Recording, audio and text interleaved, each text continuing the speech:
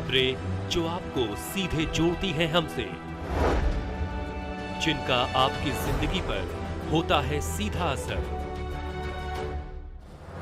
खबरों की वही तस्वीर, बिना बदले बिना डरे, जज्बा सच का लिए, सच दिखाते हैं हम। नेशन भारतवर्ष, आपके जरूरत की खबर। नमस्कार, नेशन भारतवर्ष में आपका स्वागत है और मैं हूं आपके साथ मानवी ठाकुर। शुरुआत करते हैं आज की बड़ी खबरों के साथ।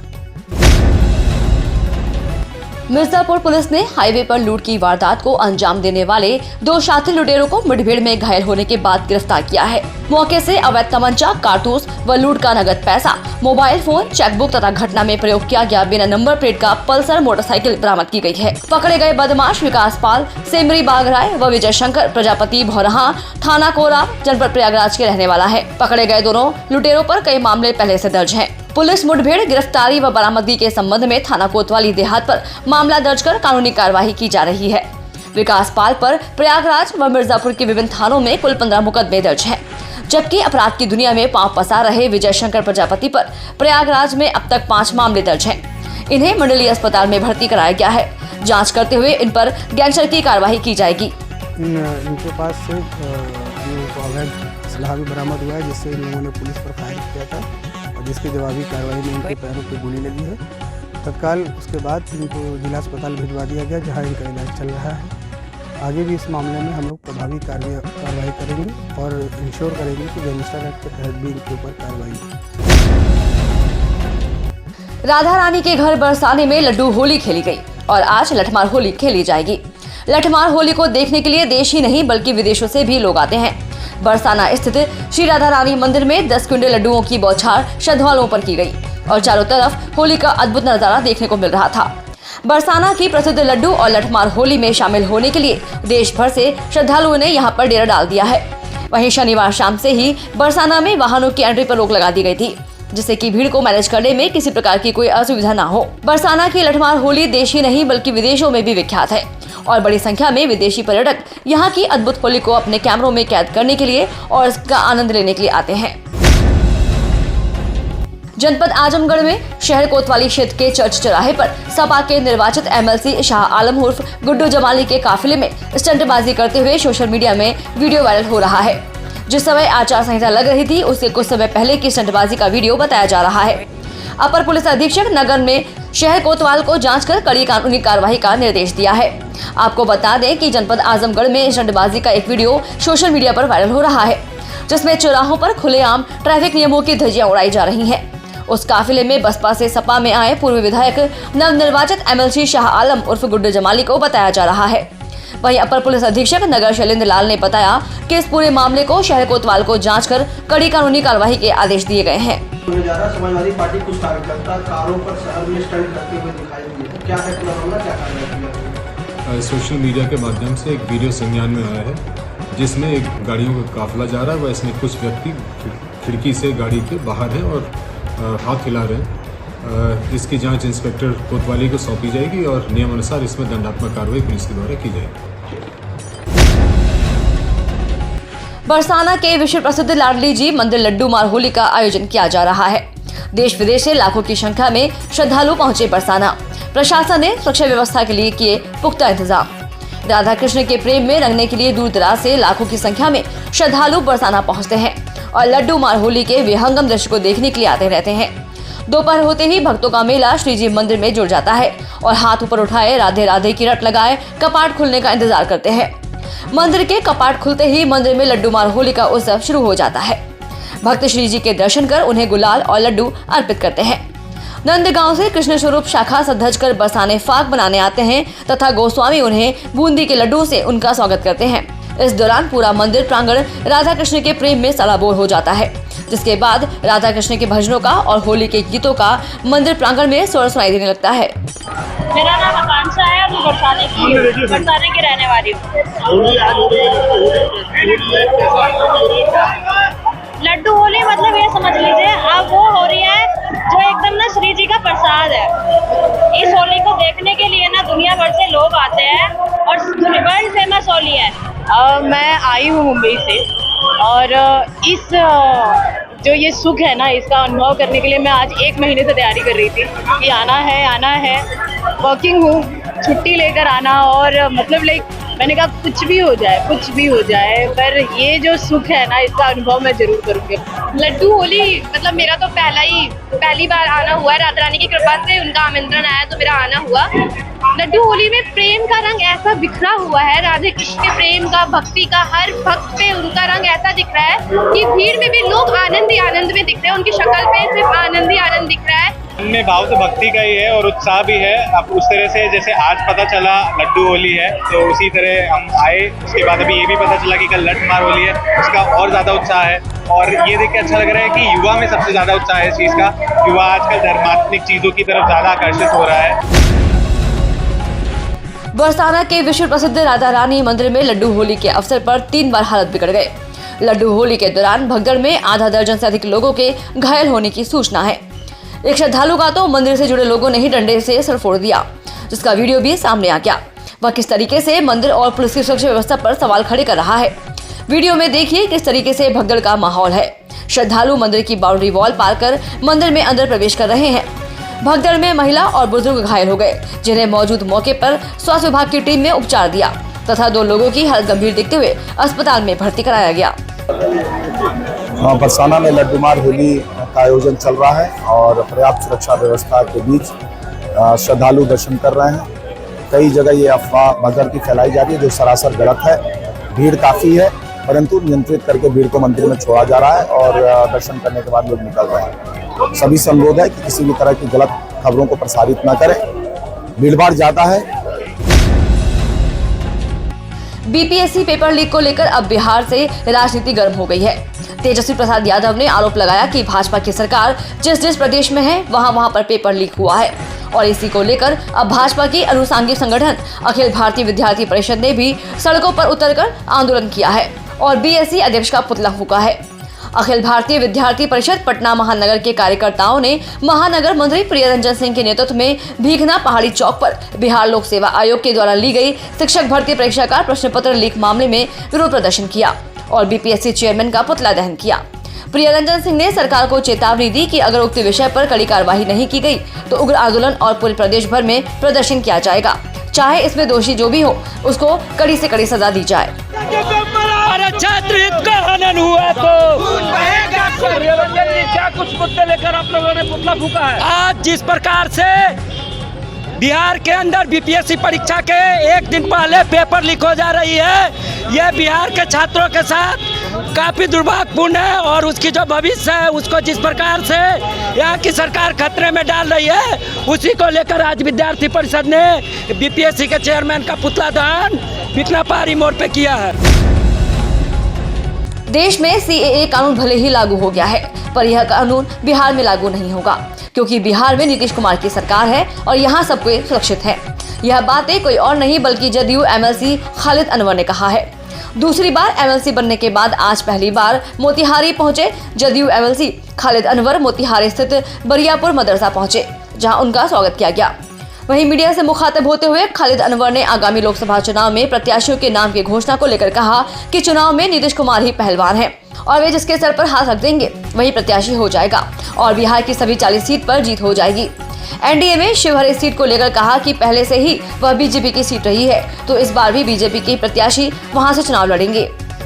देखिए, एक सबसे पहली बात सुन लीजिए कि बिहार में सीएए लागू नहीं होगा और बिहार के नेता श्री नीतीश कुमार जी ने पहले ही ये ऐलान कर दिया है कि बिहार की जो 13 करोड़ लोग हैं, 13 करोड़ जनता है, वो सब बिहारी है और न यहाँ एनपीआर की ज़रूरत है, न एनआरसी की ज़रूरत है, न सीए की ज़रूरत है। इसलिए बिहार के नेता श्री नीतीश कुमार के रहते हुए किसी को न तो चिंता करने की ज़रूरत है, न सोचने की ज़रूरत है। बीते 14 मार्च को जारी हुए सैनिक स्कूल के प्रवेश परीक्षा के रिजल्ट के बाद पूर्वी चंपारण जिले में खुशी का माहौल है। जिले के एकमात्र संस्थान द्रोण पब्लिक स्कूल के बच्चों ने अपना परचम लहरा दिया है। बता दें कि द्रोण पब्लिक स्कूल के 41 बच्चों ने सैनिक स्कूल के प्रवेश परीक्षा में सफलता हासिल की है। सफल छात्रों को आज स्कूल के परिसर में सम्मान समारोह का आयोजन किया गया था। इस दौरान स्कूल के प्राचार्य आदित्य सिंह के द्वारा मेडल और मिठाई खिलाकर सम्मानित किया गया है। द्रोण पब्लिक स्कूल के अधिकतर बच्चे देश स्तर में अच्छे रैंक लाकर सैनिक स्कूल प्रवेश परीक्षा में सफलता पाई है। स्कूल के प्राचार्य अदित कुमार सिंह ने बताया कि हमारे स्कूल में 5वीं कक्षा से ही बच्चों को प्रतियोगी परीक्षा के लिए तैयार कराया जाता है, जिसका परिणाम आज सबके सामने है। विद्यालय के 44 बच्चों ने सैनिक स्कूल प्रवेश परीक्षा में भाग लिया था, जिसमें से 41 बच्चों को सफलता मिली है। पिछले वर्ष भी द्रोण पब्लिक स्कूल के 38 बच्चों ने सैनिक स्कूल की प्रवेश परीक्षा में सफलता हासिल की थी। द्रोण पब्लिक स्कूल मोतिहारी के बच्चों ने सैनिक स्कूल के प्रवेश परीक्षा में शानदार प्रदर्शन किया है। इसमें स्कूल प्रशासन से लेकर सभी शिक्षकों और बच्चों और उनके पेरेंट्स में बहुत खुशी का माहौल है। खेल मंत्री सुरेंद्र मेहता ने प्रेस वार्ता का आयोजन किया। खिलाड़ियों के लिए बिहार में बेहतर स्टेडियम नहीं है, ऐसे में खेल मंत्री ने कहा कि सभी जिलों में स्टेडियम बनाए जाएंगे और बहुत जिलों में बनाए जा रहे हैं। खेल मंत्री ने कहा कि स्टेडियम पटना, भागलपुर में बनाया जा रहा है तथा हर जिले में स्टेडियम का निर्माण हो, इसके लिए कार्यक्रम चलाया जा रहा है। खिलाड़ियों को बड़े पैमाने पर प्रशिक्षित कर उन्हें आगे बढ़ाया जाएगा, उसको लेकर सरकार कार्यक्रम बना रही है। प्रधानमंत्री नरेंद्र मोदी के नेतृत्व में खेलो इंडिया के तहत इसको और विस्तार किया जा रहा है। खेल का बजट अब 200 करोड़ नहीं बल्कि 2000 करोड़ होना चाहिए। गांव के बच्चों को जब दौड़ना होता है तो सड़क पर जाता है, लेकिन अब सरकार की इस पर समझ है कि पंचायत, प्रखंड, जिला में स्टेडियम बनाया जाएगा ताकि बच्चों को खेलने में किसी तरह की कोई परेशानी ना हो। भारत के यशस्वी प्रधानमंत्री नरेंद्र भाई जी मोदी के नेतृत्व में ये देश आगे बढ़ रहा है, उसके विकास के कार्य हो रहे हैं और इस क्रम में खेल विभाग का मंत्री हमको बना। तो प्रधानमंत्री जी के नेतृत्व में खेलो इंडिया के तहत देश के नौजवानों को, बिहार के नौजवानों को बड़े पैमाने पर इसको जोड़ा जा रहा है। पश्चिम चंपारण के जिलाधिकारी दिनेश कुमार राय ने लोकसभा के चुनाव के मद्देनजर सभी राजनीतिक दलों के अध्यक्ष, समाज सेवी और पत्रकारों के साथ बेतिया के जिला सभागार में बैठक की। बैठक में बगहा और बेतिया पुलिस जिला के दोनों आरक्षी अधीक्षक सहित तमाम वरीय पदाधिकारी शामिल हुए। जिला पदाधिकारी सह मुख्य निर्वाचन पदाधिकारी दिनेश कुमार राय ने चुनाव संबंधी सभी पहलुओं पर चर्चा की और बताया कि अधिसूचना जारी होने के साथ ही चुनाव की प्रक्रिया शुरू हो गई है। यहाँ दोनों लोकसभा अधिसूचना 29 अप्रैल को जारी होगी। नाम निर्देशन पत्र दाखिल करने की अंतिम तिथि 6 मई, नाम निर्देशन संवीक्षा 7 मई, वापसी 9 मई, मतदान 25 मई तथा मतगणना 4 जून को होगा। वाल्मीकि नगर के निर्वाचित पदाधिकारी, अपर समाहर्ता, सह अपर निर्वाचन पदाधिकारी नियुक्त किए गए हैं। इसके साथ ही जिलाधिकारी सह मुख्य निर्वाचन पदाधिकारी ने चुनाव आयोग द्वारा निर्देश को सख्ती से लागू करने का आदेश दिया है।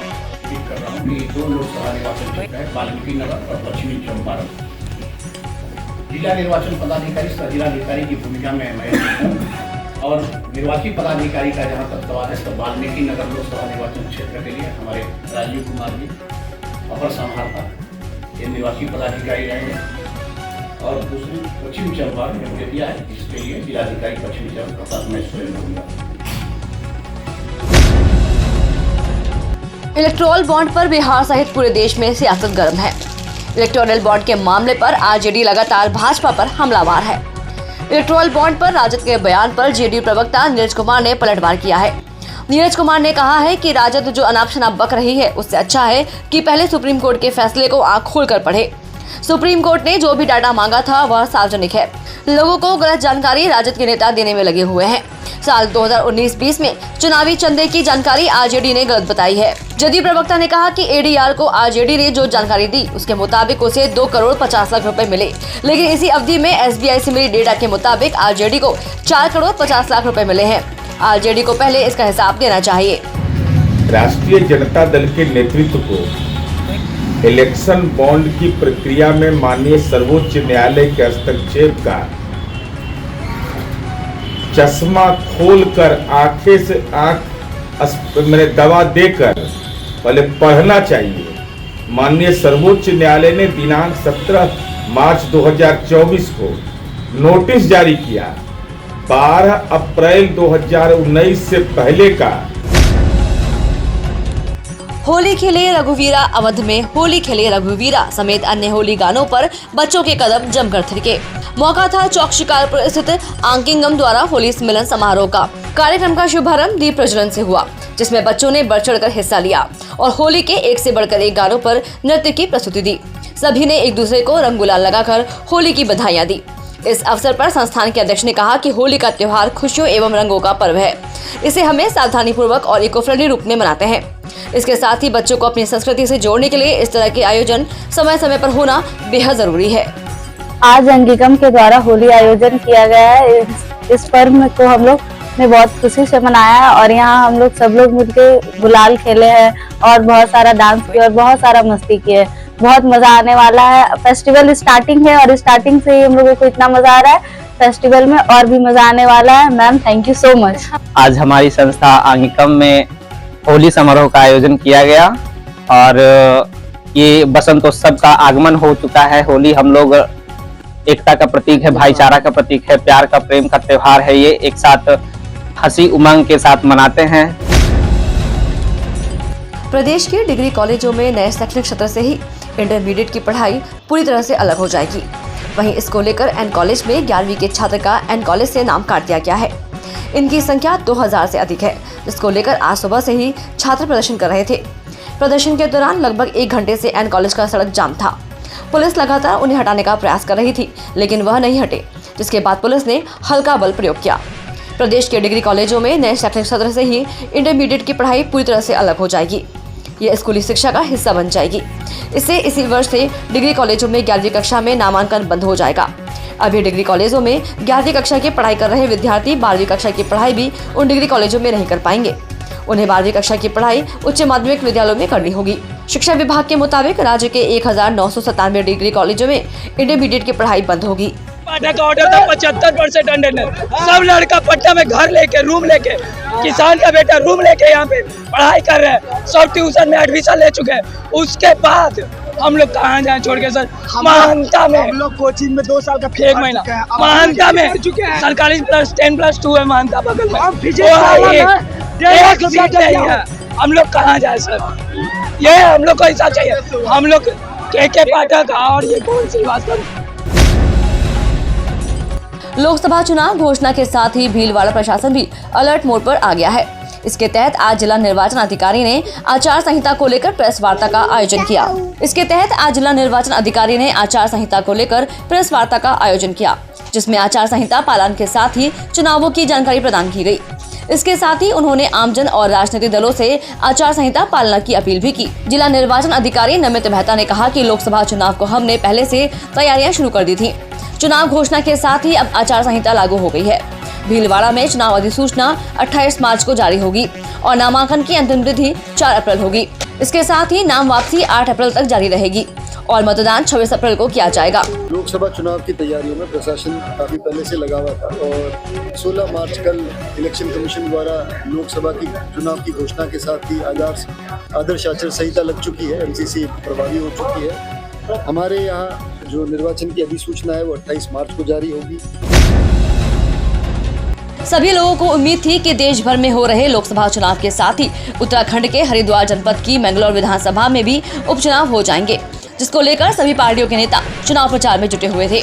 पर जैसे ही लोकसभा चुनावों का ऐलान किया गया, उसमें मैंगलोर विधानसभा चुनाव का जिक्र नहीं था।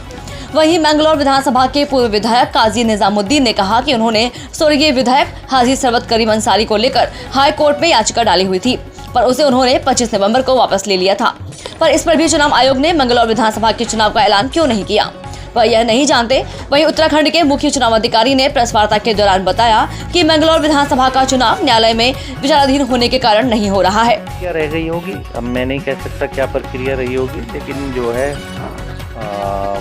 ये कह रहे हैं इलेक्शन पिटीशन, तो इलेक्शन पिटीशन की वापसी के आदेश हुए हैं। कोई प्रोसीजर, कोई प्रक्रिया, कोई आखिरी लम्हे की रह गई हो अलग बात है। ये सरकारी गजट है उत्तराखंड का, इसमें देखिए 73वें पेज पर छपी हुई है। दिन भर की बड़ी खबरों में फिलहाल बस इतना ही। आप बने रहिए नेशन भारतवर्ष के साथ, देखते रहिए देश दुनिया की खास खबरें। नमस्कार।